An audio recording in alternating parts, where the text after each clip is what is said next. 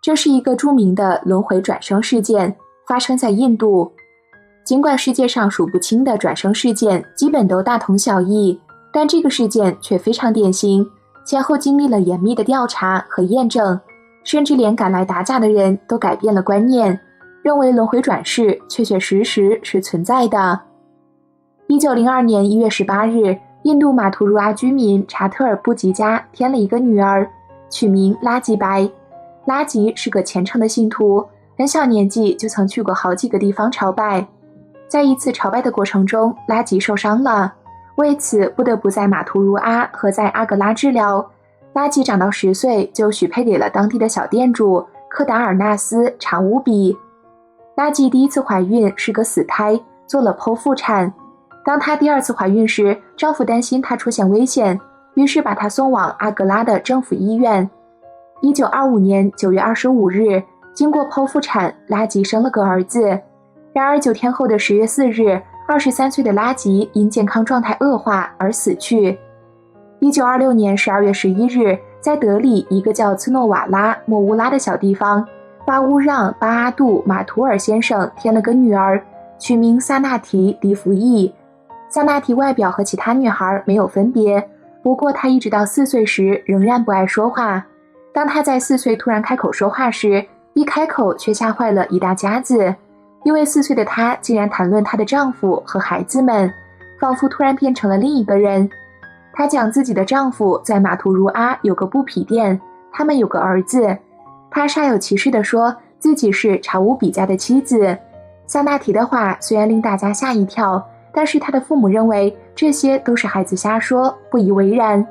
可是萨纳提却一直反反复复这么说，甚至还讲出了她在马图茹阿和丈夫生活中的许多细节，这倒令她的父母开始忧心了。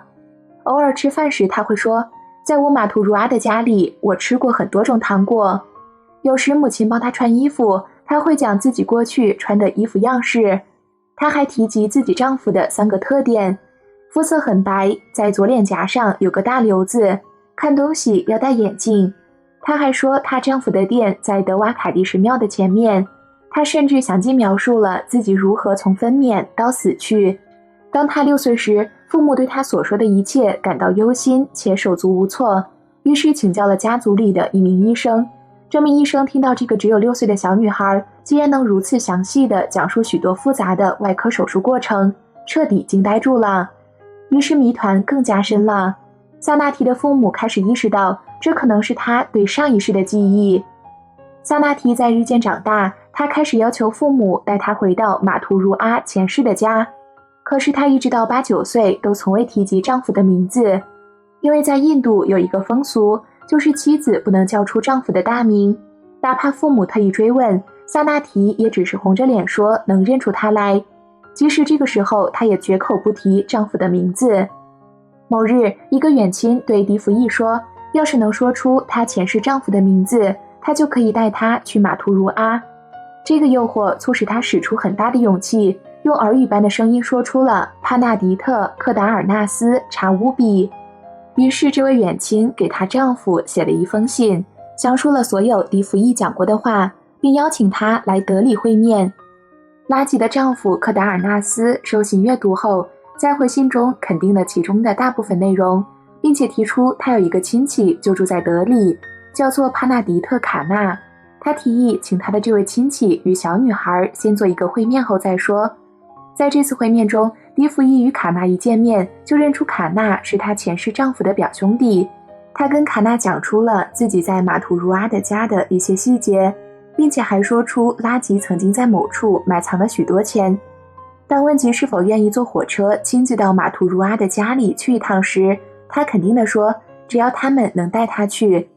会面令卡纳先生感到震撼，于是他特意去了一趟马图茹阿，亲自说服科达尔纳斯到德里拜访。1935年11月12日，科达里纳斯带着现任妻子和拉吉的儿子来到德里。第二天，在卡纳先生陪同下，他们到了迪福伊的家。为了误导迪福伊，卡纳先生故意把科达尔纳斯介绍成是拉吉丈夫的哥哥。迪福伊听到后羞着脸站到一边，别人问他为何这般，他沉稳地低声说，不，他不是我丈夫的哥哥，他是我丈夫本人。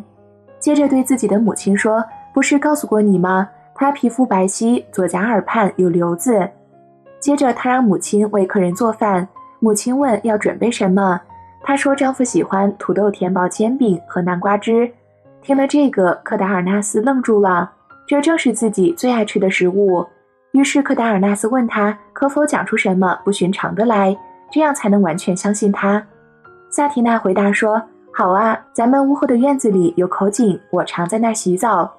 看到前世的儿子，萨纳提看上去似乎深受打击，抱着比自己大1岁多的儿子，眼泪夺眶而出。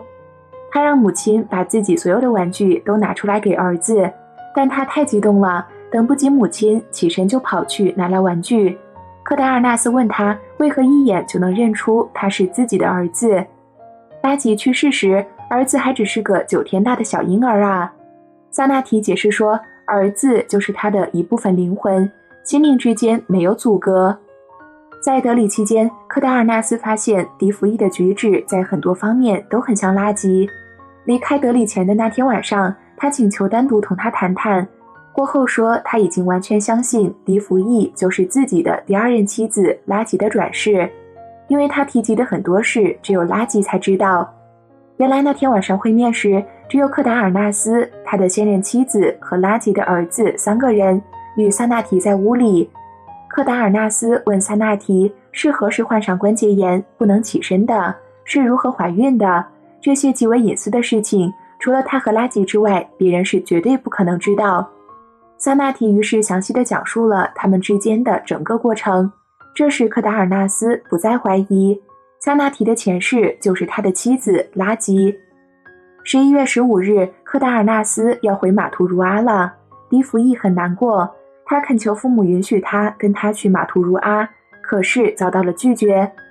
迪福伊能记得前世以及与前世丈夫、儿子会面的故事，很快就被传媒获得，进而举国皆知。一些知识分子开始对此感兴趣。著名运动家甘地听说这些后，亲自打电话给迪福伊，两人进行了交谈。甘地甚至邀请萨纳提到自己的修行处居住。甘地还亲自任命了一个15人的委员会来对萨纳提进行研究。1935年11月24日，15位委员会成员与迪福伊和他的父母，连同萨纳提的弟弟一起启程，浩浩荡荡前往马图如阿。委员会汇报的情况大致如下：火车到达马图如阿后，他变得很高兴。到达马图如阿后，吸引大家的第一件事发生在月台上。当时萨纳提依偎在母亲的怀里，这时正迎面而来的人群中有一个穿着本地民装的老人。萨纳提开始注意到这位老人。萨纳提的父母知道他以前从未与这位老人见过面。当问萨纳提是否认得那老人，他立即过去极尽崇拜地接触这位陌生老人的脚，然后站立在一侧，问他何故。他伏在母亲的耳边说，此人是她丈夫的长兄。原来这位老人叫巴乌拉莫查乌比，确实是科达尔纳斯查乌比的哥哥。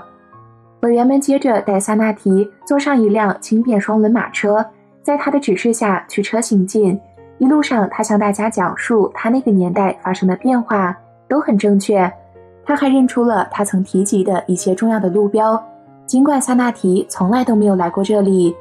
快到他说的家时，他从车上下来，注意到人群里的一个长者，他立即上前拥抱，告诉大家说这是自己的公公。事实确实如此。当他走到自己的屋子时，毫不犹豫走了进去，并找到自己的卧室。萨纳提要求到他与科达尔纳斯一起居住了好几年的另一间房子，他毫不费力地就找到了那里。这时委员会成员博学家内伊拉莫萨尔马问他在德里提过的那口井，他马上跑到后院一处地方，却困惑地发现没有井。即使这样，他仍确信地说自己没错。